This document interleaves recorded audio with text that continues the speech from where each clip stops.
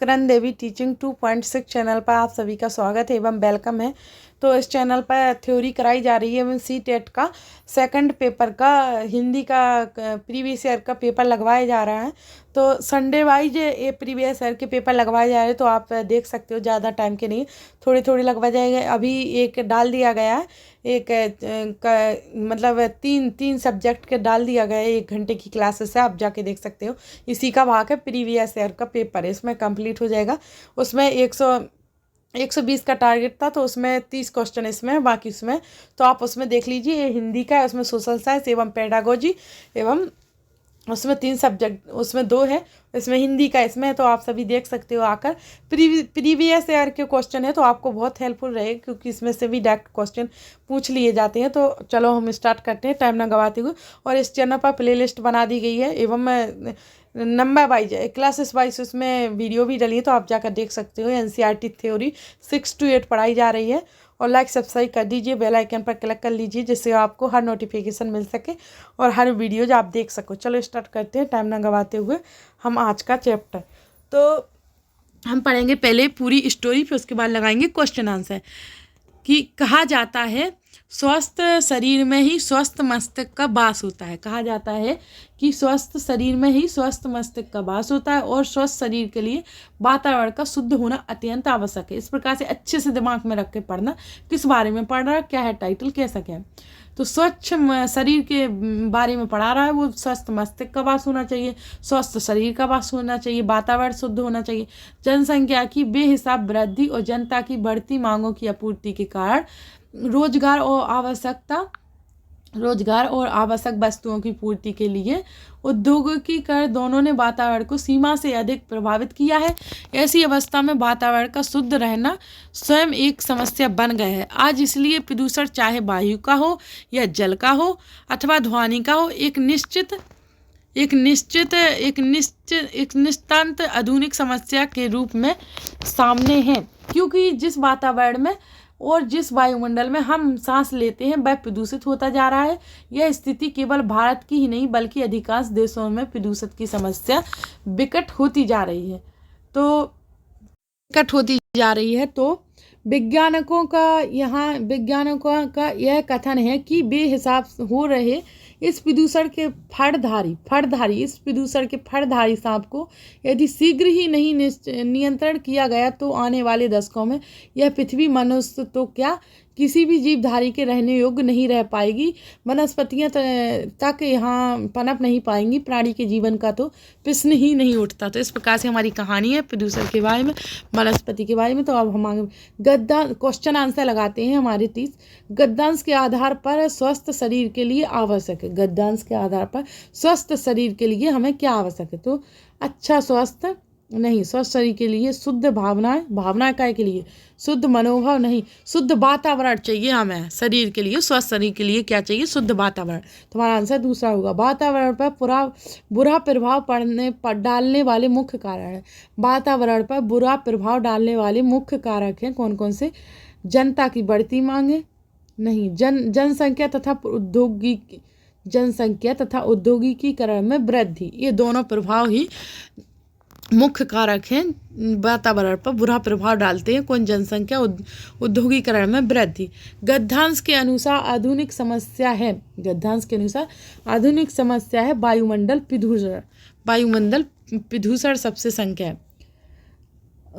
प्रदूषण की समस्या केवल भारत में नहीं, केवल एशियाई देशों में नहीं, संसार के अधिकतर देशों में। हमने ये उसमें पढ़ चुके हैं थ्योरी में। तो हमारे प्रदूषण की समस्या है क्या, कि संसार के अधिकतर देशों में है प्रदूषण। इसलिए प्रदूषण की समस्या है, जो हम थ्योरी में पढ़ लिया अभी ऊपर कहानी में, कि संसार के अधिकतर देशों में है प्रदूषण की समस्या। चलो आगे बढ़ते हैं। तो हमारा आंसर हो जाएगा तीसरा। गद्यांश में अधिकतर बढ़ते प्रदूषण की तुलना किससे की है। गद्यांश में बढ़ते अत्यधिक प्रदूषण की तुलना किससे की है। तो अत्यधिक फड़धारी सांप से, ये हमने अभी ऊपर थ्योरी में पढ़ा है, फड़धारी सांप से की है। और फिर आने वाले दशकों में यह पृथ्वी मनुष्य तो क्या किसी भी जीवधारी के रहने योग्य नहीं रह पाएगी। वाक्य का भाव है, क्या है वाक्य का भाव? पृथ्वी से मनुष्य का अस्तित्व समाप्त हो जाएगा, नहीं पृथ्वी के जंतुओं का अस्तित्व समाप्त हो जाएगा, नहीं पृथ्वी से सभी प्रकार के जीवन का अस्तित्व समाप्त हो जाएगा, इसलिए जीवन का अस्तित्व समाप्त हो जाएगा अगर इस प्रकार से प्रदूषण बढ़ता रहा तो।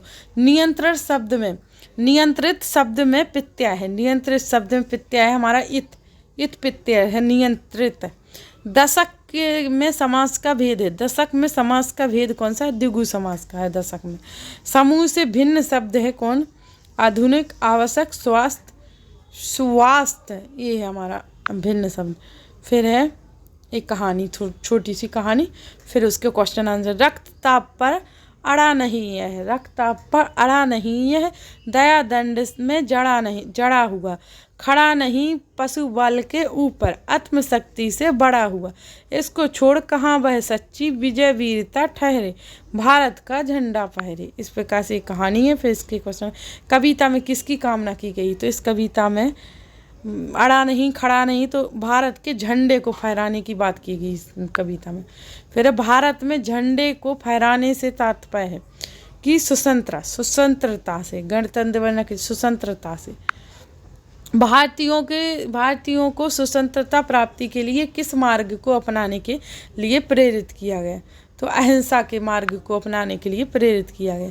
दया दंड के माध्यम से किस ओर संकेत किया गया है? दया दंड के माध्यम से विवेकपूर्ण न्याय के ऊपर संकेत किया गया है।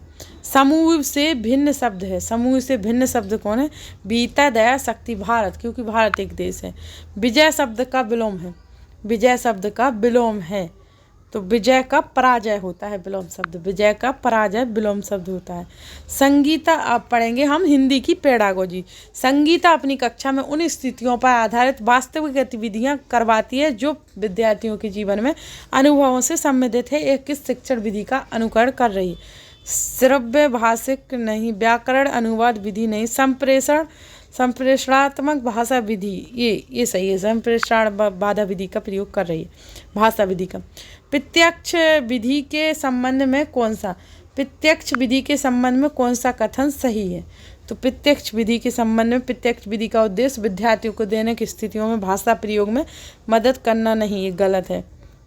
आप प्रत्यक्ष विधि का उपयोग, प्रत्यक्ष विधि का उद्देश्य विद्यार्थियों को केवल कक्षा में भाषा प्रयोग के लिए मदद देना नहीं, ये गलत।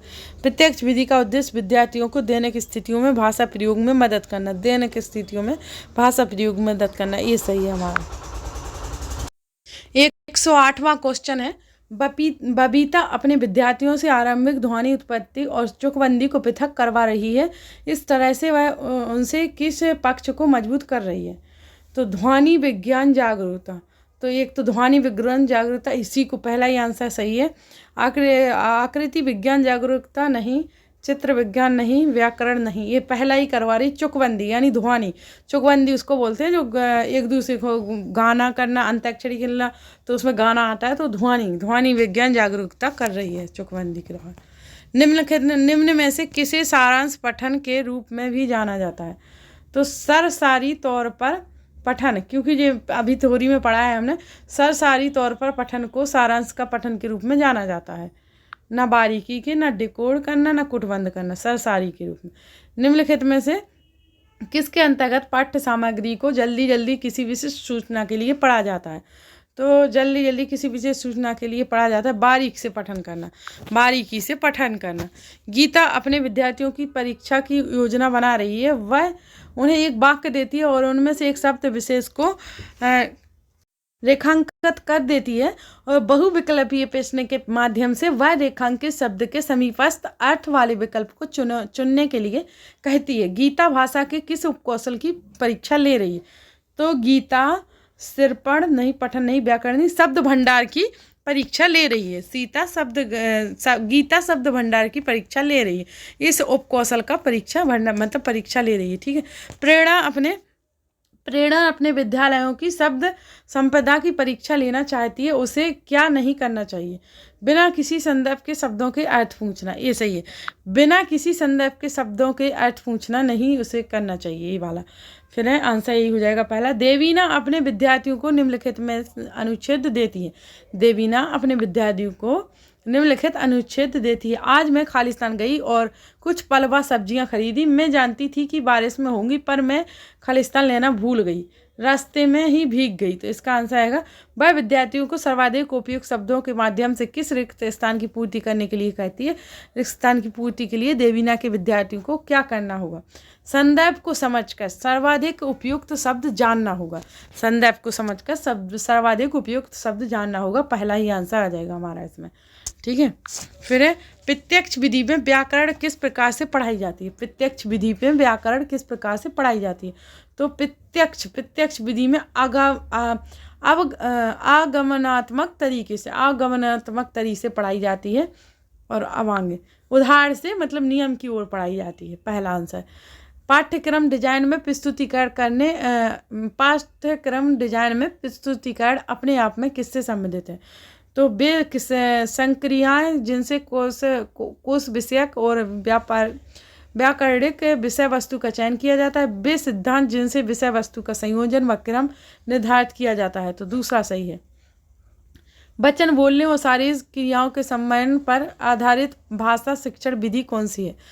वाचन बोलने और शारीरिक क्रियाओं के सम्मेलन पर आधारित भाषा शिक्षण की विधि कौन सी है? तो समग्र भौतिक प्रतिक्रिया विधि है। समग्र भौतिक प्रतिक्रिया विधि है। भाषा की कक्षा का परिवेश किस तरह नहीं होना चाहिए? भाषा की कक्षा का परिवेश किस तरह नहीं होना चाहिए? तो भाषा की शिक्षा का परिवेश बाल अनुकूल होना चाहिए, संसाधनपूर्ण होना चाहिए, सजीव सक्रिय होना चाहिए, तानाशाही नहीं होना चाहिए। तानाशाही किसी भी अनुकूल में नहीं होना चाहिए। निम्नलिखित में से किसकी उत्पत्ति भाषा की प्रकृति और सामाजिक संदर्भ में पाठ्य सामग्री की भूमिका के विधा सिद्धांत से हुई है? तो पाठ्य सामग्री आधारित निर्देश, पहला ही सही है हमारा, पाठ्य सामग्री आधारित निर्देश। इस प्रकार से जल्दी इसलिए पढ़ाए क्योंकि टाइम ना गवाओ, जल्दी क्वेश्चन आंसर निकालो, करते जाओ, क्योंकि टाइम लगाने से पेपर में नहीं चलेगा। वहाँ जल्दी ही होते हैं क्वेश्चन आंसर, नहीं तो आपका टाइम समय चला जाएगा, आपके क्वेश्चन आंसर नहीं हो पाएंगे। भाषा के विविध प्रकार जो दूसरों से केवल उच्चारण में ही भिन्न नहीं होते, बल्कि शब्द भंडार, व्याकरण और शब्द क्रम में भी भिन्न होते हैं। उन्हें किस रूप में जाना जाता है? तो बोली के रूप में जाना जाता है उन भंडार को। आर्मी विधि और किस नाम से जानी जाती है? आर्मी विधि और किस नाम से जानी जाती है? श्रव्य भाषिक विधि के नाम से भी जानी जाती है, ना कि प्रत्यक्ष, ना कि परामर्श कोश, ना कि समग्र भौतिक प्रक्रिया। तो प्रत्यक्ष नहीं, श्रव्य भाषिक के रूप में भी आर्मी विधि जानी जाती है। तो इस प्रकार से हमारी हिंदी पेडागोजी का प्रीवियस ईयर के क्वेश्चन ही है, सारे प्रीवियस ईयर से ही पार्ट से उठाए हैं। तो आपको ये बहुत हेल्पफुल है, तो आप इस सभी को देखिए एवं लाइक सब्सक्राइब कीजिए। तो और भी क्लासेस आएंगी तो देखते जाइए। हर संडे वाइज एक प्रीवियस ईयर के क्वेश्चन पेपर डाले जाते हैं, फिर थ्योरी वाइज पढ़ाई जाती है डेली। चलो, thank you so much support करने के लिए, थैंक यू।